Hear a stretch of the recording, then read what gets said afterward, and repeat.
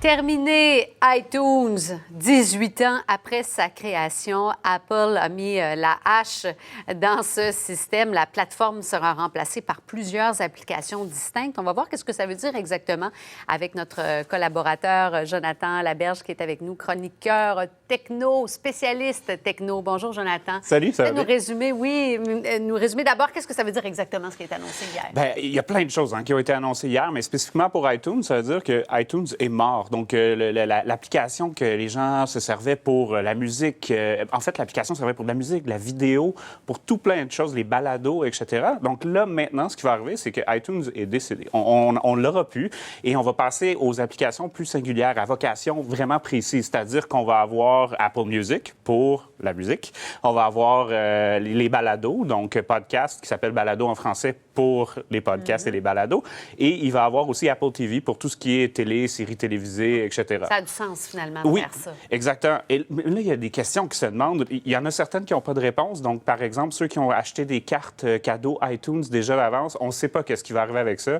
J'imagine qu'il va y avoir un plan où est-ce qu'on va pouvoir l'utiliser à travers ces trois applications-là. Mais ce qu'ils ont répondu, par exemple, c'est par rapport à ceux qui ont déjà acheté du matériel, donc des chansons ou des éléments dans iTunes en tant que tel. Ils vont pouvoir les retransférer vers les applications. On ne va pas perdre nos listes non. ou... Exactement. Bien, les listes de lecture, peut-être qu'on va avoir à les recréer. Ils ne sont pas positionnés sur est-ce qu'on va pouvoir prendre les données qu'on a dans iTunes et les remettre ailleurs, mais tout ce qu'on a acheté, tout ce qu'on a eu comme transaction vont pouvoir être transférés vers les nouvelles applications. Donc, pour les utilisateurs, là, au fond, on ne perd rien concrètement. Là. On va peut-être avoir un peu de travail à faire pour refaire ces listes de lecture, par exemple, etc., s'il n'y a pas, mais on ne perd pas tout ce qu'on a acheté. On fait juste changer d'endroit. Le repositionnement, c'est entre autres pour améliorer l'expérience sur les tablettes, c'est ça? Oui, on a sorti, parce que c'était le WWDC, c'est le Worldwide Developer Conference. Donc, habituellement, on présente tout ce qui est software, donc des programmes, des applications, des choses comme ça qui sont nouveaux dans le nouvel système d'exploitation. Et là, on a développé un système d'exploitation juste pour la tablette, juste pour le iPad. Ça s'appelle iPad OS, évidemment. Et là, ce qui est étrange, ou ce qui est logique, en fait, c'est qu'on a développé un OS pour l'iPad qui commence à ressembler étrangement à ce qu'on se retrouve avec, ce qu'on a pour un ordinateur portable, dans le fond.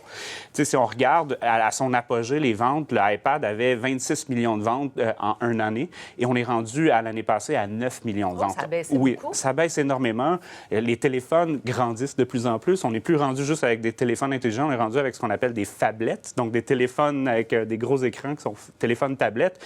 Donc, les tablettes ont de moins en moins une vocation qui leur est propre comme un téléphone, si on veut, qui n'appelle pas.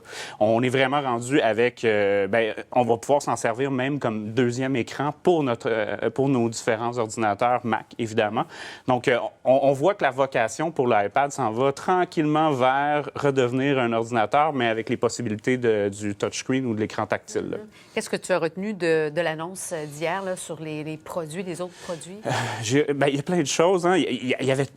Ça allait très, très vite. Il y avait un rythme assez effréné. Il y a ce qu'on appelle le dark mode ou le mode sombre qui permet d'avoir l'inverse de notre écran, si on veut. C'est-à-dire ce qui est blanc devient noir et ce qui est noir devient blanc. C'est bon pour la batterie. C'est bon aussi pour les yeux, moins de lumière bleue. Et ce qui a vraiment eu un impact, ça fait longtemps qu'on l'attend, c'est le nouveau Mac Pro. Le modèle est un peu bizarre, là, c'est une opinion, mais ça ressemble un peu à une gratte au fromage. C'est très drôle. OK. Mais l'ordinateur est hyper puissant, il est très cher aussi. Et ce qui est vraiment amusant, c'est que ce qui manquait au Mac auparavant, quand on l'achetait, c'était un produit scellé. On ne pouvait pas le faire évoluer avec le temps. Et là, maintenant, avec le nouveau Mac, avec le nouveau Mac Pro, on va pouvoir changer son disque dur, changer la RAM et des choses comme ça. Donc, les gens plus geeks vont pouvoir faire évoluer sa plateau. Mais ça coûte un peu cher, 6 000 pour l'ordi. C'est ça, hein? C'est pas donné. C'est pas donné. En plus, il y a un écran qui n'est pas inclus là-dedans, qui coûte un autre 5 000 et un autre 1 000 pour pouvoir avoir la monture pour mettre son écran dessus. Ça revient cher, là, 11 000 puis là, c'est dans les options, évidemment. Jonathan Laberge, spécialiste techno. Merci beaucoup d'être passé nous voir ce matin. Ça fait plaisir. Bonne journée. Merci.